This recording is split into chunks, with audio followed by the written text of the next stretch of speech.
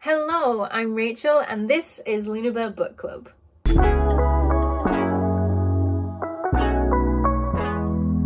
In today's video, I'm going to be talking about The Shadow of What Was Lost by James Islington. This was a book that I really enjoyed, and my original idea for this video was that I was going to film my reactions as I went through the book and then edit them into like a big jump through of my experience. And I sat down to edit it and I had an hour and a half, an hour and 40 minutes worth of footage, which felt like too much, and then I didn't know what to take out and what to leave in. So I've changed tactics. I'm now doing a last minute record of my overall thoughts, and then I'm going to put in a cut of some of my thoughts about a specific plot line throughout the book that had some highs and lows. The pacing of this novel is a huge point in its favour, I think. You just get hit by event after event after event after event, and James Islington doesn't waste any time on filler. And I mean, I love filler, I love fluff, I love character interactions, but James will do one event with a character and then the next time you see that character it's like 3 weeks later, 2 weeks after arriving in town or something like that. So you're always in the action, and I think that is really good. The only bit I would say where it isn't like that is when Davian is in Delanis, because that is character investigation, sort of. He's learning about his powers and so are you, in a whistle stop tour kind of way. So yeah, I really enjoyed the pacing of the novel. Others might not, but I enjoyed it. I have a couple of talking points on a list that I definitely want to talk about, and the one at the top is Kden. Now, Kden was the big bad the whole time. I mean, I suppose Arkindeved isn't really the big bad. He's this ominous presence through the novel, but whether he will be the big bad remains to be seen. Do you know, I actually think that book 2 will deal with the fight at the boundary and that kind of stuff, and then book 3 will be about Reskathar and the Lith. If Kden is both Talcamar and Arkindeved, then I don't think that can be pulled out over 2 novels to make it this wrestle between good and bad, if that makes sense. My chair's spinning around.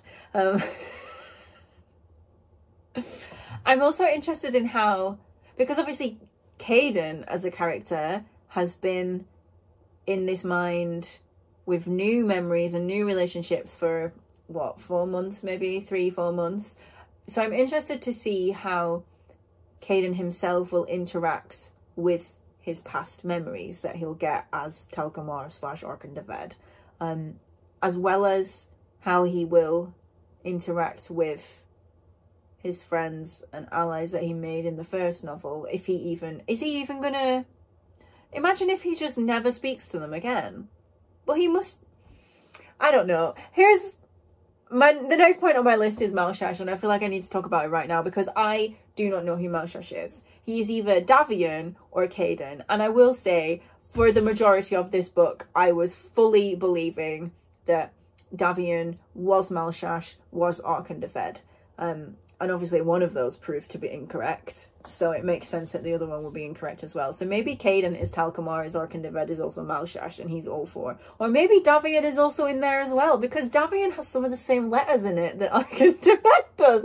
That was the kind of logic that I was using to convince my friend, and he was not convinced, quite rightly so. We don't know anything about Davian's past. Do you know who does though? Terys Sar. That's what I would like to see in the next book. More of Terys Sar's backstory with Thel, Likemul. What was his name? I don't know, it doesn't matter because it was fake. Because I'm under the impression that I mean, obviously they're more than they seem, but are they living longer lives than the average human would, is my question. And how influential have they been in everything that is happening? Because Terys Sar brought Davian to his little magic school, and if Tol Shen are to be believed, he triggered Davian's gifting.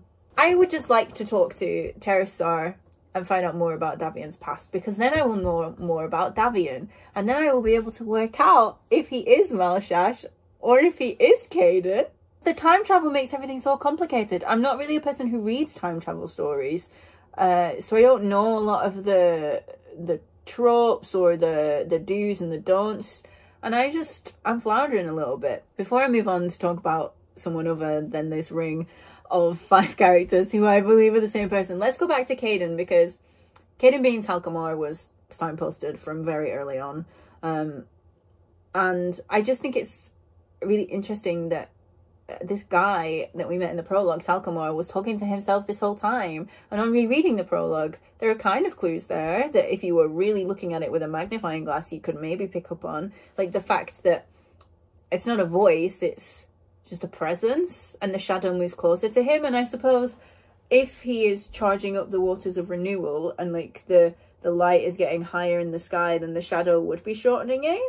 So yeah, every time we were introduced to some word or person with Tal in it, my alarm bells are going off like, oh, is that Talcamore from the prologue? Is it related to Talcamore from the prologue? Because there's a place called Talangol. Is that named after Talcamore, or is that just a coincidence? Talion, the administrator of the school that Davian went to, is he named after Talcamore, or is that coincidence? Like, my immediate thought on seeing him was, that's Talcamore from the prologue! And it wasn't. He was immediately killed. I'm also interested in, since I've mentioned Talion, why on earth are these schools forcing these young children to watch their peers and classmates and friends be turned into lesser citizens? I mean, if I think about it for longer than a second, I suppose it's a way of saying to them, this is what you are in danger of becoming if you don't follow our rules. To keep them subjugated in that shackled class of gifted, as opposed to them running riot. So yeah, at the beginning of the novel, I felt like there were far too many words with capital letters for me to completely understand what was happening. And you know what? Looking back on the novel now, I still don't really understand what was happening. I don't know anything about any of the monster lore. Like, we got introduced to snake things called Dorgareth or something, and then the blind were wearing their armour, but we don't know anything about them. And we don't know anything about the Shatath. I want to know more about the Shatath, and I want to know if Terrassar is becoming a Shatath under Davian's coercion, because he keeps on cutting his face, doesn't he? And the Shatath have cut faces. So I'm wondering if there's a link there. And speaking of links, is there a link between the sword Licanius, which Terrassar and his buddy Thel appeared to recognise? Is there a link between Licanius being called Licanius, fate, and the fact that one of the religions that is followed is that of El, the one everything, predestination, grand design? Is there a link there? And will that play in to the other 2 novels in the series? Not sure. I'm also interested in the ring. How did Malshash get the ring? Is it because Malshash is Davian and had the ring anyway? Or did Davian give Kden the ring, who then became Malshash? I'm also really interested in the king. We didn't see him a lot, and what we did see of him was not the real him, because he was being controlled by an unknown party.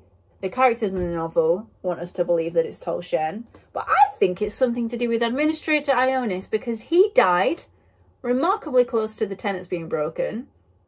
So maybe it's all like a bluff, and the administration actually has their own people with powers inside of it for some purpose. I don't know. I can't remember what else I wanted to talk about, and this video needs to come out tomorrow, so it's going to move on to the next part of my video, which is me reacting to the North Warden throughout the novel. And Weir and that intermingling. I still can't decide who Weir belongs to. Is he the son of King Asren, who is the king of Andara, or is he the son of the North Warden? These are my predictions. Also, Weir has the trace on him, which I think we had enough information to already suspect. And he is very adamant that their action shouldn't accidentally start a war. So I still don't really know what the North Warden is. Oh, hang on. Oh, I'm putting that together right now. The north, where the boundary is he up there? What's up there? I don't know. Yeah, I still don't really know who the North Warden is, but I'm leaning more towards Weir being the son of King Andras of Andara, because why else would he care about a war between Andara and Desriel? Apparently the North Warden is the king's brother. We were told that in chapter 2. And I didn't retain that information. But yeah, I am now more confident that Weir is the daughter of the king, the son of the king, and not the North Warden, because no, you know what? I've made no progress. The North Warden has come to visit Asher, and she started talking about Davian and Weir, and then he was like looking at her with rapt attention, and I still don't know who Weir belongs to, but either way, this man is either his father or his uncle. And Weir's been at this school for so long. I'm assuming, so my assumption is that Weir has gone to learn how to control his power, and then they actually are going to work together. And like, that's the reason, or maybe he's just been sent away so that the family isn't embarrassed. I don't know, but either way, do they think he's dead? Or, because the trace, someone has a trace on Weir, and surely you'd think it would be his family. Unless the people know that, maybe it's like blackmail. I don't know, but it just, I got quite sad thinking about the fact that this is a boy who was separated from his family for whatever reason, and it just made me sad. Just finished the next chapter that I started, and it has been confirmed that Weir is the son of the North Warden, and I'm actually crying. Like, this is so tragic. I just need to know the circumstances of him ending up at the school, because did Weir make this decision? Did the North Warden make this decision? Did the king make this decision? And the fact that the elders were like, if you take Asher away, you'll never find him. Like, that's just, I need them to meet up in this book so badly, because I know that it will make me cry, and I really want that to happen, and I want them to like hug and be like reconnected. Oh, I don't know if the absolute tragedy of it all. You know I'm a sucker for tragedy, and this is right up there, guys. It's right up there. Anyway, I'm gonna keep reading now and see what happens next. Man, I feel like I've been through the ringer. Just finished chapter 19. I'm finishing for today. I'm on page 235, and we learned that for sure Weir is the North Warden's son. Weir spoke to Cara, and I feel a bit bad that I lay the potential blame at the king's feet for separating father and son, but everyone was in on it. It was all fine. Well, it's not all fine, obviously, it's sad, but Weir's at the school to change the tenets at some point in the foreseeable future, but for him to do that, Elocien has to die, and I don't want to read that scene where Weir's dad dies. No thank you. I feel like I am now emotionally invested in the characters. Now that there's a father, I'm like, yeah, I'm all in. He's not just a father, he's a father who is adopting children with superpowers. Man, the hypocrisy of the North Warden working with the ogres. Who'd have thought it? So yes, King Andras is in on it. I mean, we haven't met him yet though, so jury's still out. What if Weir has to kill his own father to swear some new tenets? I would hate to read that. I would hate to read that. I really don't want that to happen. Oh, Weir told Terrace that he was the prince, and Terrace was like, no, the North Warden would have like killed you if he found out that you could use the gift. But that didn't happen because love trumps all. This is just like the end of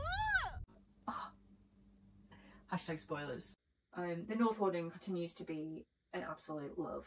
Weir has been reunited with his father, and it was really nice, and I cried on the train. They do exist, and they have been looking for ogres, but they've only managed to find one, and Elocien's out here accidentally finding 3 and adopting them all. Obviously we all knew that the North Warden had to die for the story to progress, but I really didn't think that it would happen in this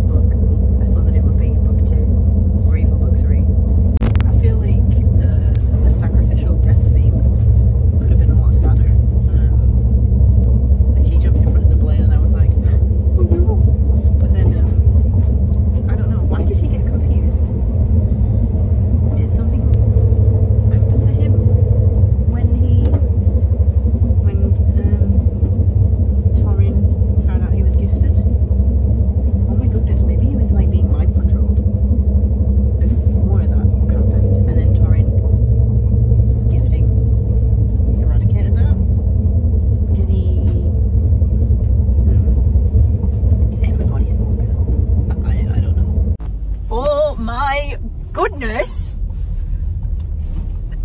the North Warden was a lie this whole time? Like, what? What? I thought that familial love had triumphed over prejudice, but it was all a lie? What? I've been betrayed! This is outrageous! And that he killed an 8-year-old child? What? What? I don't know how to move forward from this. Weir can never know. Yeah, too right, he can never know. That would destroy him. Do you know, I'm still also not over the fact that the North Warden was fake this whole time. It genuinely upsets me.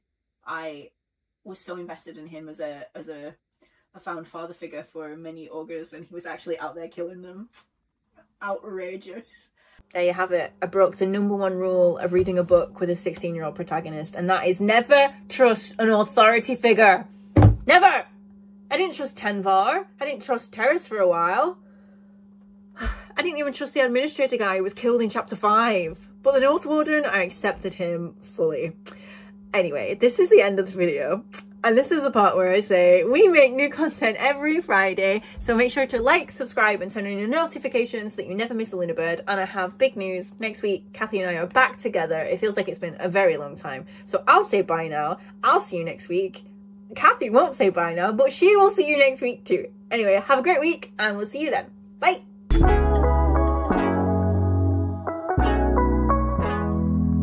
This book is great. So much is happening and I spend a lot of my time being like, Kdenlive was the big bad guy the whole time!